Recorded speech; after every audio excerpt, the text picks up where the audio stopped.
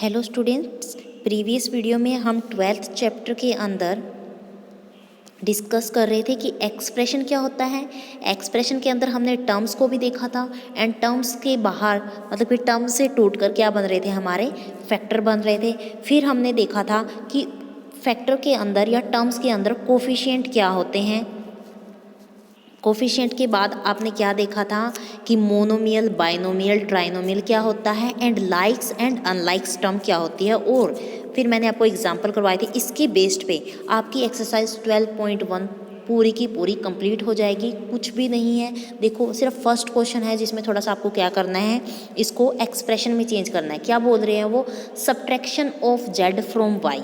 अब उन्होंने क्या बोला है कि जेड को आपको सब्ट्रैक्ट करना है वाई में से, तो वाई माइनस जेड, ये क्या बन गया, आपका एक्सप्रेशन बन गया। अब देखो सेकंड पार्ट, देखो सेकंड पार्ट के अंदर आपको क्या बोला गया है, 1/2 मतलब कि आधा करना है किस चीज़ का, of the sum of number x and y। x and y का सम करके फिर उसका हाफ करना है। तो कोई बात नहीं, x प्लस y का सम करके उनका क्या करना है, आपको हाफ करना है। तो ये बन गया एक्सप्रेशन। मतलब कि आपको क्या करना है, जो ये स्टेटमेंट दी हुई है इनको एल्जेब्रिक एक्सप्रेशन बनाना है, इनका एल्जेब्रिक एक्सप्रेशन बनाना है। बात समझ में आ गई। अगर कहीं भी आपको बोलते हैं कि ये आपको स्टेटमेंट दी हुई है, आपको क्या यूज़ करना है, कॉन्स्टेंट्स यूज़ करने हैं, वेरिएबल यूज़ करने हैं, अर्थमेटिक ऑपरेशन यूज़ करने हैं और एक एल्जेब्रिक एक्सप्रेशन बनाना है। तो कंफ्यूज मत होना, क्योंकि एल्जेब्रिक एक्सप्रेशन बनता ही कैसे है। जैसे कि ये देखो सेकंड क्वेश्चन में मैं यहाँ से उठा रही हूँ आपका y माइनस वाई की क्यूब।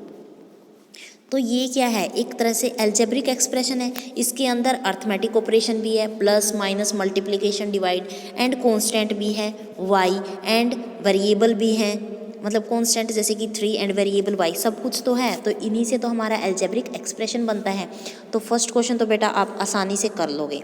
सेकंड क्वेश्चन के अंदर देखो क्या बोला है, आइडेंटिफाई दी टर्म्स। पहले आपको टर्म्स आइडेंटिफाई करनी है, फिर उनके बताने हैं आपको फैक्टर, किस में से, एक्सप्रेशन में से। अब देखो जैसे कि x माइनस थ्री के अंदर ये तो आपका एक्सप्रेशन हुआ, आप टेबल भी बना सकते हो।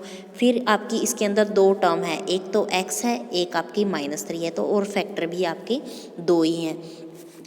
आगे और क्या बताना है, show the terms and factor by tree diagram. Tree diagram की हेल्प से बनाने हैं। चलो मैं ट्री डायग्राम एक क्वेश्चन का बना देती हूँ। जैसे कि मैं बना रही हूँ आपका 5xy² प्लस 7x²y। ये क्या है आपका एक्सप्रेशन, तो यहाँ पे लिखना है एक्सप्रेशन। फिर उसके बाद बनाओगे आप टर्म। टर्म क्या है, एक तो आपकी 5xy² है और दूसरी क्या है आपकी, इस एरो के नीचे लिखोगे 7x²y। फिर आपको क्या बनाने हैं, टर्म के बाद फैक्टर। फैक्टर आपके क्या हुए, एक फैक्टर हो गए आपके 5x और 2 आपके y, 5x y। इसमें से भी आप खुद बना लोगे 7xy। यही पूछा है। ट्री डायग्राम ऐसे बनता है, ऊपर भी दिया हुआ है आपका एग्जाम्पल्स में। 1 मिनट मैं इनको रब कर देती हूँ। नेक्स्ट सेकंड पार्ट में identify term and factor in the expression given below. सिर्फ आपको टर्म और फैक्टर ही बताने हैं जैसे ऊपर, लेकिन इसमें ट्री वाला डायग्राम नहीं बनाना, फर्स्ट पार्ट में बनाना था सिर्फ। नेक्स्ट थर्ड क्वेश्चन में क्या बोला है, identify the numerical coefficient of terms. आपको क्या करना है, जो ये एक्सप्रेशन दिए हुए हैं इनके अंदर से जो टर्म दी हुई है उनमें से सिर्फ न्यूमेरिकल कोफिशिएंट उठाने हैं। न्यूमेरिकल कोफिशिएंट जैसे कि आपका 5 हुआ, 3 हुआ।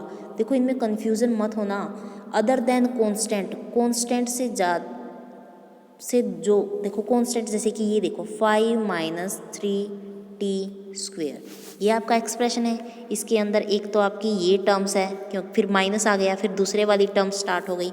फिर वो बोल रहे हैं कि जो टर्म्स है ना कांस्टेंट नहीं लेनी। अब यहाँ पे कोई वेरिएबल नहीं है, तो ये तो आपकी कांस्टेंट टर्म हो गई, ये नहीं लेनी, सिर्फ ये लेनी है। और इसमें से भी न्यूमेरिकल कोफिशिएंट उठाना है। न्यूमेरिकल कोफिशिएंट मतलब कि नंबर वाला कोफिशिएंट, मतलब कि 3।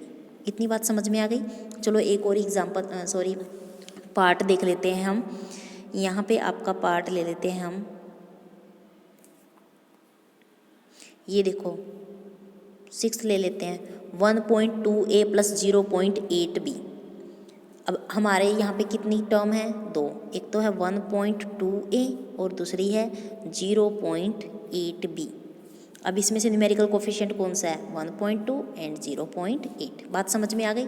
स्टेटमेंट को समझना सीखो, एक्सरसाइज बहुत ही आसान है। फोर्थ क्वेश्चन देखो, फोर्थ का A part, identify terms which contain x and give the coefficient of x. आपको इस एक्सप्रेशन में से वही टर्म उठानी है जहाँ पर क्या है आपका एक्स है। अब देखो फर्स्ट ही पार्ट देखो आप, y square x plus Y.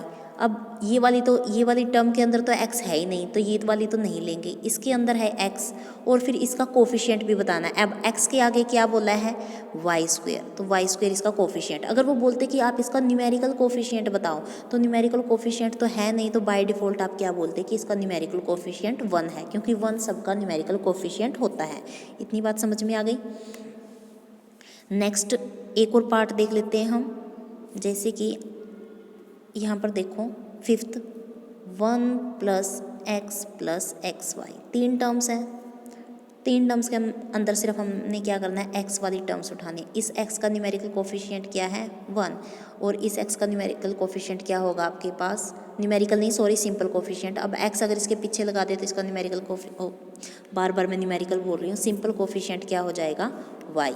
इतनी बात समझ में आ गई?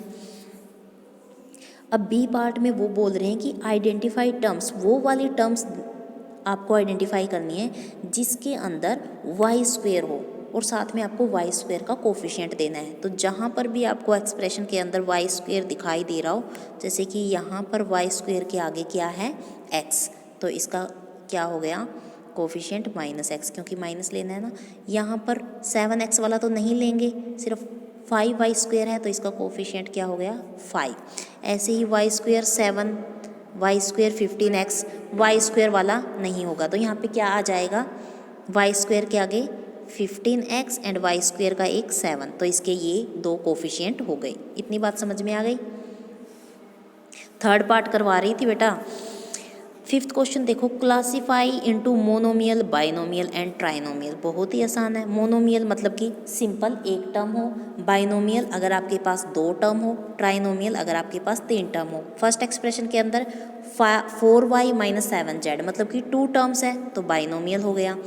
सेकंड में सिंपल वाई स्क्वेयर है, कोई प्लस माइनस आगे है ही नहीं, तो मतलब कि मोनोमियल हो गया। थर्ड पार्ट में x plus y minus x y, कितनी टर्म है? 1 2 3 टर्म्स है, मतलब कि ट्राइनोमियल हो गया। ये भी बहुत आसान क्वेश्चन था। सिक्स्थ क्वेश्चन देखो, state whether a given pair of term is of like और अनलाइक। आपको बताना है कि यहाँ पे एक पेयर दिया हुआ है, वो लाइक्स टर्म्स हैं या अनलाइक टर्म है। देखो 1 एंड 100 दोनों के दोनों कॉन्स्टेंट है, मतलब कि ये लाइक टर्म का पेयर उन्होंने अच्छी तरह से कर दिया। सेकंड में दोनों -7 5/2 नंबर है, मतलब कि कॉन्स्टेंट है, बाद में x लगा हुआ है, तो यस लाइक्स टर्म का पेयर है। यहाँ पे देखो दोनों के आगे कॉन्स्टेंट लिखा हुआ है 29 29, बट एक के पीछे x है, एक के पीछे y है, तो ये क्या है? आपकी अनलाइक टर्म है। ऐसे ही यहाँ पर देखो फोर्थ में x y y x। अब x y दोनों में है ना, ये मैटर नहीं करता कि x पीछे है या y पीछे है, x y y x मतलब कि लाइक टर्म्स है। यहाँ पे देखो एक में तो m स्क्वेयर p है और एक में है p स्क्वेयर m, मतलब कि यहाँ पे फर्स्ट वाले में तो m एक ज़्यादा है, यहाँ पे p एक ज़्यादा है, तो ये क्या है? हमारी अनलाइक टर्म है। यहाँ पे देखो एक के अंदर एक्स जेड है, एक के अंदर x स्क्वेयर जेड स्क्वेयर है, तो ये भी हमारी क्या हुई? Unlike term. इतनी बात समझ में आ गई? सेवन्थ क्वेश्चन में आपको खुद पेयर बनाना है, मतलब कि जैसे इन्होंने पेयर बना रखा था ना, आपको क्या करना है? लाइक टर्म का पेयर बनाना है। जैसे फर्स्ट पेयर के अंदर आप वो वाले कॉन्स्टेंट डाल सकते हो, सेकंड पेयर के अंदर आप वो वाले नंबर डाल सकते हो जिनके पीछे एक्स एक्स हो। थर्ड वाले पेयर वो तो आपके ऊपर डिपेंड है कि कितने पेयर बनेंगे यहाँ से। थर्ड वाले पेयर में वो डाल सकते हो जिनके पीछे एक्स स्क्वेयर हो। फोर्थ वाले पेयर में वो डाल सकते हो जिन नंबर के पीछे सिर्फ वाई वाई हो। फिर नेक्स्ट पेयर में आप डाल सकते हो जिनके पीछे सिर्फ वाई स्क्वेयर हो। फिर लास्ट में ये डाल सकते हो कि जिनके पीछे एक्स वाई हो। मतलब जितने आपको नंबर मिलेंगे उनकी मैचिंग की आपको जो भी मिल रहा है ना वो रखनी है। बात समझ में आ गई होगी? देखो जैसे आप क्लास में स्टूडेंट हो, अगर मैं बोलती हूँ कि मुझे पेयर बनाना है white dress end of white या फिर कोई भी ब्लू ड्रेस, तो जैसे जैसे स्टूडेंट आते रहेंगे, जिनके पास ब्लू है मैं उसको इस वाली कैटेगरी में रख दूँगी, जिनके पास वाइट ड्रेस है मैं उनको इस वाली कैटेगरी में। तो आपको भी सिर्फ एक नंबर उठाना है। जैसे मैं एग्जांपल के लिए उठा रही हूँ कि मैंने क्या उठा लिया, फर्स्ट ही उठा लिया XY²। अब अगर मुझे ऐसा ऐसा कोई नंबर मिला तो मैं उसको रख लूँगी। XY² यहाँ नहीं है, यहाँ भी नहीं है, यहाँ भी, यहाँ पे है, मतलब कि थर्ड वाले में XY²। तो क्या है ये नंबर 2XY², इसके पास रख लूँगी। अब देखो सेकंड नंबर पे मेरे पास क्या आया था, सेकंड नंबर मेरे पास था -4YX²। अगर मुझे कुछ ऐसा मिला जिसके अंदर 4 मतलब कि Y और X² है तो मैं उसको इसके पास रखूँगी, जैसे ये वाला 20X²Y। इतनी बात समझ में आ गई? बहुत ही आसान है बेटा, ये एक्सरसाइज कंप्लीट कर लेना। अभी एक्सरसाइज ख़त्म हो चुकी है। Thank you, make a nice day.